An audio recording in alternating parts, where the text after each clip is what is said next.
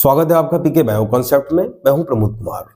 आज शुरू करने वाले हैं हम क्लास 12 बायोलॉजी के सेकेंड चैप्टर ह्यूमन रिप्रोडक्शन का पार्ट 11 और इस पार्ट में आज डिस्कस करेंगे हम पार्चुरेशन को।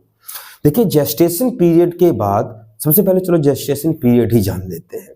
देखिए, फर्टिलाइजेशन से लेकर बेबी के बर्थ तक के बीच का जो टाइम पीरियड है, यही टाइम पीरियड कहलाता है जेस्टेशन पीरियड।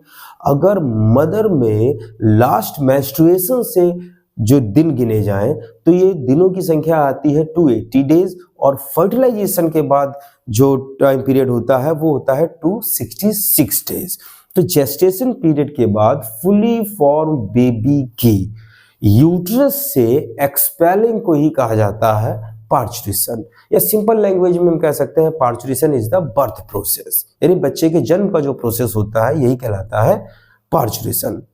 पार्चुरेशन कंप्लीटली एक न्यूरो एंडोक्राइन प्रोसेस होती है और इस प्रोसेस को स्टिमुलेट करता है फुली फॉर्म बेबी और प्लेसेंटा। जो फुली फॉर्म बेबी है इसकी एड्रिनल ग्लैंड से सेक्रेटेड हार्मोन मैटरनल ब्लड में पहुंचते हैं प्लेसेंटा के थ्रू और मैटरनल ब्लड में पहुंचकर मदर की पिट्यूटरी की पोस्टीरियर लोब से ऑक्सीटोसिन हार्मोन के रिलीज होने की प्रोसेस को स्टिमुलेट करते हैं। जैसे ही ऑक्सीटोसिन रिलीज होता है वैसे ही यूट्राइन मायोमेट्रियम, यूट्रस में 3 वॉल्स होती हैं, आउटर पेरीमेट्रियम, मिडिल मायोमेट्रियम और इनर जो होती है वो होती है एंडोमेट्रियम। जो मायोमेट्रियम होती है जो कि मस्कुलर होती है, स्मूथ मसल से बना होता है ये लेयर, इस मायोमेट्रियम में स्ट्रॉन्ग कॉन्ट्रैक्शंस प्रोड्यूस करता है। इन स्ट्रॉन्ग कॉन्ट्रैक्शंस के कारण मदर की पिट्यूटरी से और ज्यादा ऑक्सीटोसिन रिलीज होता है जिससे कि यूट्राइन कॉन्ट्रैक्शन स्ट्रॉन्गर होते जाते हैं और यूट्राइन कॉन्ट्रैक्शन कारण प्लेसेंटा टूटने लगता है। ये टूटता हुआ प्लेसेंटा सेक्रेट करता है रिलैक्सिन हार्मोन और ये रिलैक्सिन हार्मोन सर्वाइकल रीजन को डायलेट करता है। साथ ही साथ ये पेल्विक गर्डल के जो ऑसिनोमिनेटी होते हैं इनको जोड़ने वाले पेल्विक सिम्फाइसिस को भी लूज करता है जिससे बर्थ प्रोसेस आसान हो जाता है।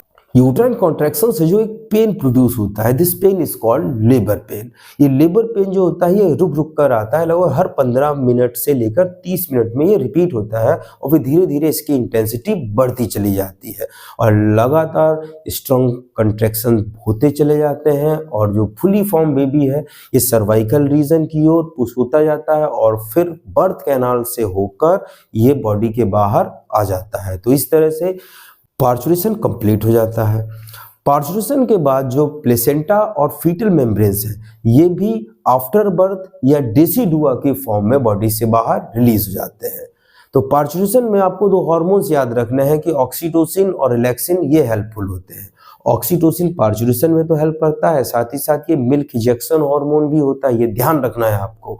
मिल्क इजेक्शन, ऑक्सीटोसिन और मिल्क प्रोड्यूसिंग हार्मोन जो होता है वो होता है प्रोलैक्टिन।